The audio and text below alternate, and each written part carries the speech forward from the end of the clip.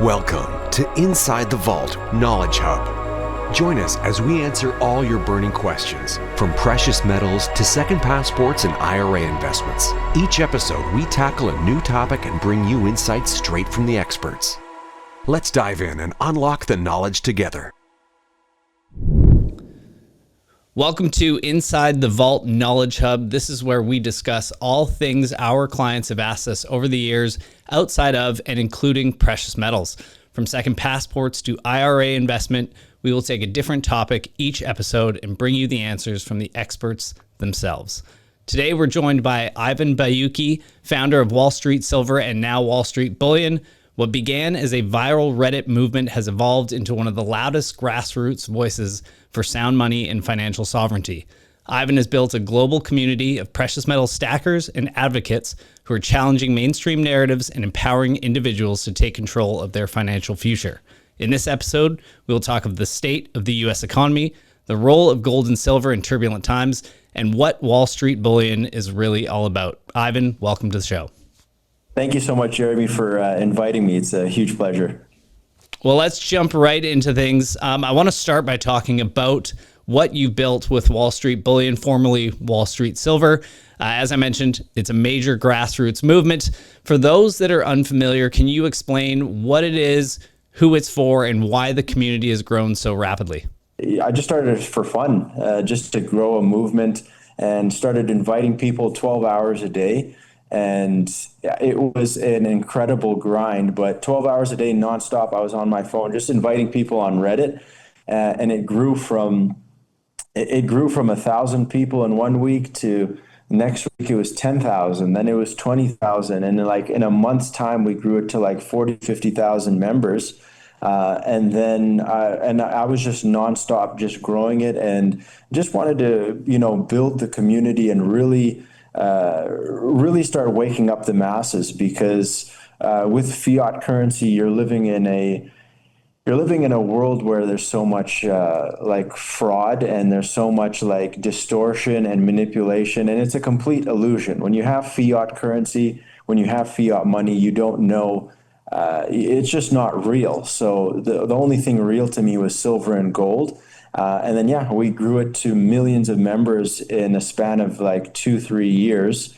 And it all started just from inviting people, doing silver giveaways. But then it really took off to something incredible, Jeremy. Yeah. And I wanted to kind of touch on that community aspect. There's something about the power of numbers. You've got crowdsourced knowledge, you've got crowdsourced research, and it's the, bouncing ideas back and forth off of each other that helps the community grow. How do you see the collective voice of retail investors and your community impacting sentiment, in the precious metals space and perhaps even the market itself? Yeah, well, as you know, silver stackers are very passionate. They're not only passionate, but they are very motivated to really, put their time and their effort into not only just growing the silver movement, but to spread the awareness of silver and gold. So what we did, an idea that came up was, let's start a campaign on, doing a silver squeeze. That was the first thing, is let's everyone get together collectively as one movement and start purchasing, silver every Friday, every Thursday. We started doing raids and really started pushing a physical accumulation of silver, because a lot of people in our community, in the silver and gold community, we didn't want to go into the paper ETFs or anything that was connected to stocks where it can be manipulated. So the only real way to do it was to accumulate physical silver. And then you started seeing, after we started having hundreds of thousands of members across the world really start buying, silver all at one time, physical silver. Then you started to see some stress in the markets. And that was the whole goal, was just to, protect your wealth, really start to grow everything. But like I said before, the gold and the silver community is so incredible, and they're so dedicated at working together. And then we took it from, just buying silver every Friday or every Thursday when we collectively came together and started doing silver raids. We said, you know what, let's start doing silver awareness. So we started a billboard campaign, and we raised hundreds of thousands of dollars. We went with Lamar Advertising, and we did about 50 to 60 billboards across the U.S.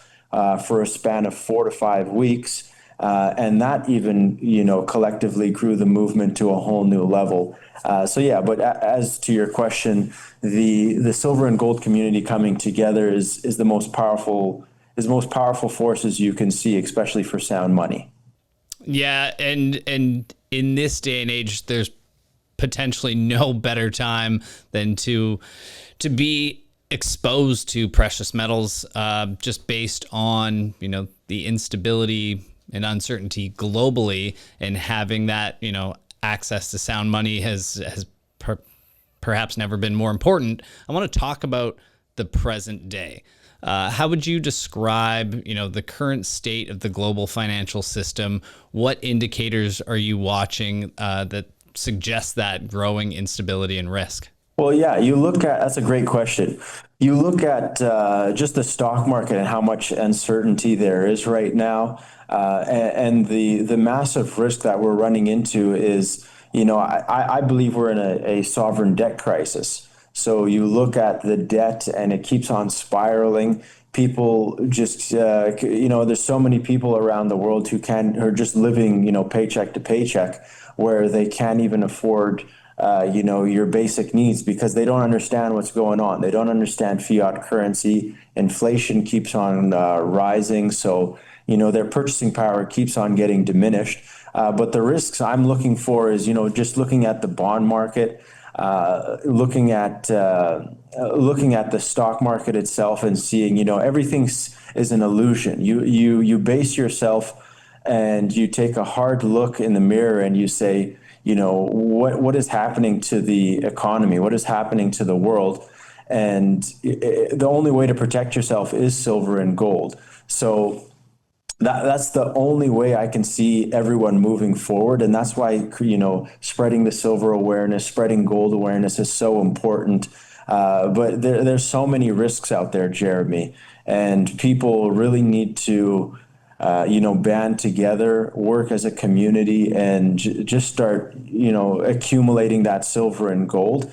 But yeah, it's because it's so crazy out there. Like people, like I'm here in Canada, and you look at what's happening in Canada, purchasing power has completely been diminished. You look at places across Ontario where our own military members are, living in these tent facilities where they're living basically off food stamps and living off the government. So you see that where your own military in Canada is living off of food stamps, and you say, what the heck is going on? And even if you are putting your money in the stock market and let's say you're making 5% growth per year, that still doesn't account for inflation, your purchasing power being diminished. So there's so many risks, Jeremy. Yeah, and you touched on something interesting there, and I wanted to dive a little bit more into that. You mentioned debt levels and also de-dollarization, and we're speaking predominantly about the US dollar here. I wanted to get your thoughts on kind of the outlook for the US and the role of fiat currency over, the next decade. And honestly, it seems like nowadays, even shorter terms, as we've seen, China start to de-dollarize in the last couple of weeks. I wanted to get your thoughts there. Well, yeah, you're looking at the BRICS nations itself, like China, Russia, and all of these countries they want to move away from the West. They're accumulating gold at incredible rates. And, look at central banks. Central banks they purchase, for just this year alone, 60% of all gold purchases has been done by central banks. So you can see that central banks know something that we don't, or they're just accumulating gold at record levels because they see what's coming on the horizon. And look at all the empires. You look at the Chinese Empire. You look at the British Empire. You look at every empire that had a 200-year span. America is coming up on that 200-year mark, and they're trying so hard to defend the dollar. You look back at how they, invaded Iraq in the early 2000s, just because they want to protect the U.S. dollar and the hegemony, but there's no way to protect it in the end, because all fiat currencies come to an end. You look back at history, 99.9% of fiat currency will collapse. We're living in a time where you have to really be careful of what you're doing, especially around fiat currencies, because I don't see a future in the US dollar. I don't see, just look at all the countries, look at central banks. They're moving away from it. China's moving away from the US dollar so they can get out of their grasp. And look what happened with Russia and the West. They completely want to de-dollar. It's complete de-dollarization, so they want to move away from it. So yeah, there's no future in it, Jeremy.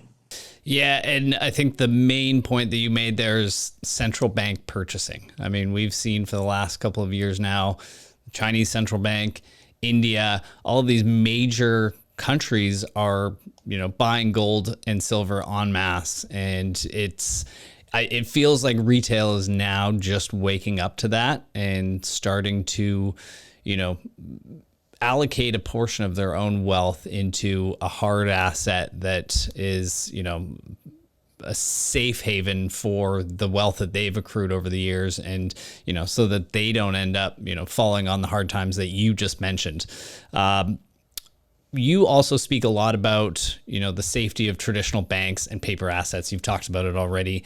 How do you see physical precious metals playing a role in wealth preservation today? And it's something that we've already, kind of spoke about, but, when something like a central bank digital currency is, being floated around, how does that compare to holding the physical asset, whether it be gold or silver? Yeah, well, you look at a digital currency, and we're living in a digital age right now. Like, you look at the fiat currency, trillions and billions of dollars get passed digitally. It's not happening physically.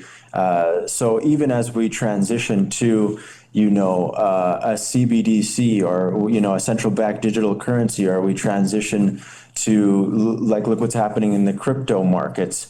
I don't see any benefits in owning any digital currencies like cryptos, because if the power were to go out tomorrow, you don't have nothing. You literally just have a digital currency that you can't purchase anything with. So that's why it's so important to accumulate the physical silver and the gold, because it's such a crazy time that we live in, and you want to become your own bank. Buying silver and gold is literally a tool so that you can become your own bank. That's literally it. You're moving away from the fiat currency. You're moving away from the control of the system that's keeping you so tightly knit to a system that's just it's just going to come to a collapse. That's just the way I see it, Jeremy. There's no way around it. You have to purchase physical silver and gold. You have to protect yourself, even if you don't want to go all into it right now. Start small. Start purchasing every 2 to 3 weeks, because becoming your own bank is the most important thing right now, and that's the way I see it.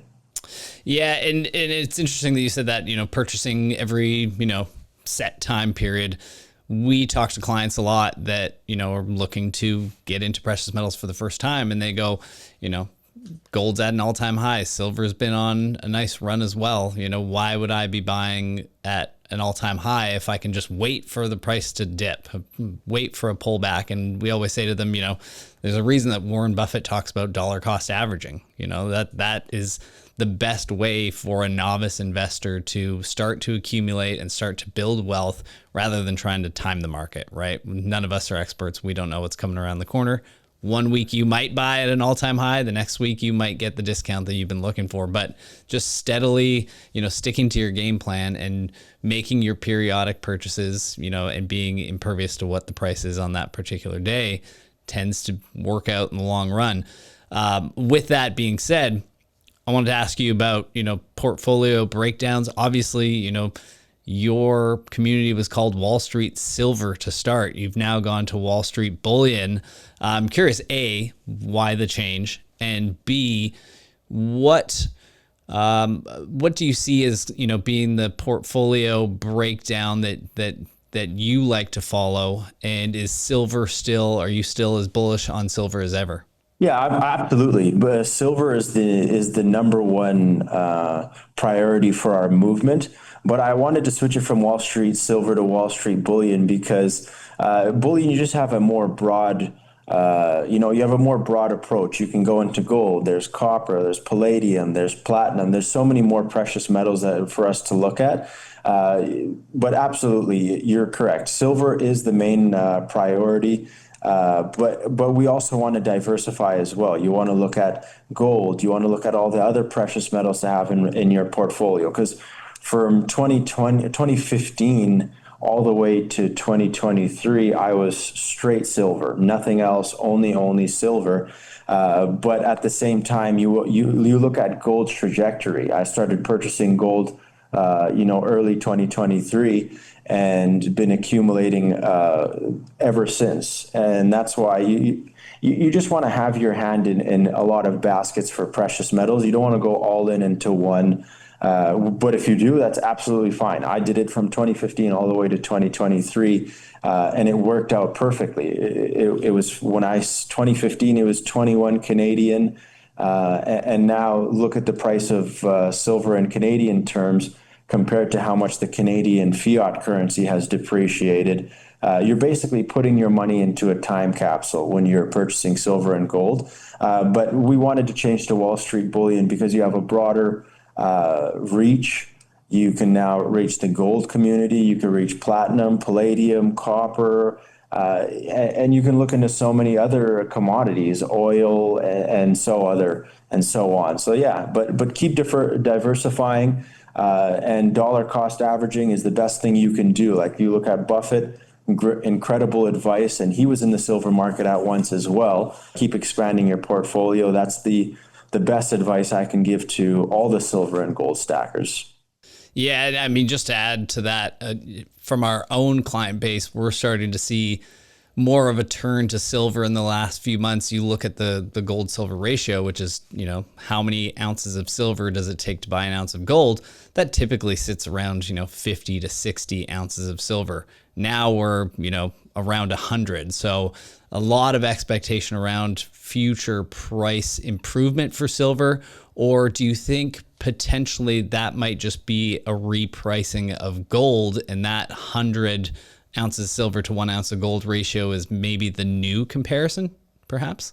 If you look back in history, Jeremy, I think in the past 100 years, there's only been 4 times where the silver and gold ratio is 100 to 1. 4 times in the past 100 years. So let's say it even reverts to 70 to 1. We're just in the beginning of a bull market for silver that nobody can actually understand it.